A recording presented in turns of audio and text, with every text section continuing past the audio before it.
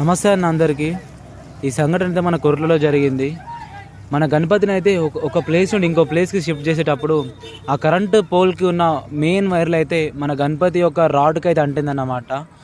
So దానికంటే గణపతిని ఎవరైతే షిఫ్ట్ చేసే మనుషులు ఉంటారో వాళ్ళు 10 మంది అయితే గాయపడ్డారన్న. 10 మంది.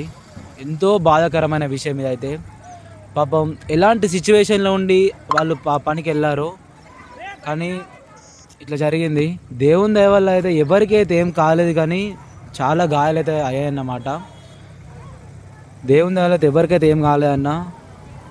సో దయచేసి కొంచెం చూసుకొని మీరు గణపతి ఆర్డర్ ఇచ్చేటప్పుడు, లేదంటే గణపతి బదిలీ చేసేటప్పుడు దయచేసి కొంచెం చూసుకొని వెళ్ళండి. ఎందుకంటే మన పైన ఆధారపడి మన కుటుంబాలు ఉన్నాయన్న. పండుగ అనేది ఎప్పుడు వస్తుందన్న? పండుగ అనేది నలుగురం కలుసుకొని నలుగురు మనుషులు ఉండి అందరూ బ్రతుకుంటేనే పండుగ అన్న. దయచేసి కొంచెం జాగ్రత్తగా ఉండి కొంచెం పండుగలా జరుపుకుందాం నా. మళ్ళీ చెప్తున్నాను, దయచేసి గణపతి ఆర్డర్ ఇచ్చేటప్పుడు కానీ, గణపతి నిమజ్జనం అప్పుడు కానీ, గణపతి ఆగమనం అప్పుడు కానీ కొంచెం జాగ్రత్తగా ఉండి మీరు ట్రాలీలో ఎక్కించేటప్పుడు కానీ, ట్రాక్టర్లో ఎక్కించేటప్పుడు, మీ వెహికల్ ఏదైనా ఆ వెహికల్ ఎక్కించేటప్పుడు కానీ కొంచెం చూసుకొని ఎక్కించండి.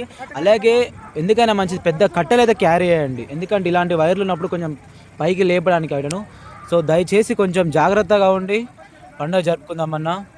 సరే మరి వెళ్ళేస్తాను. థ్యాంక్ యూ అన్న.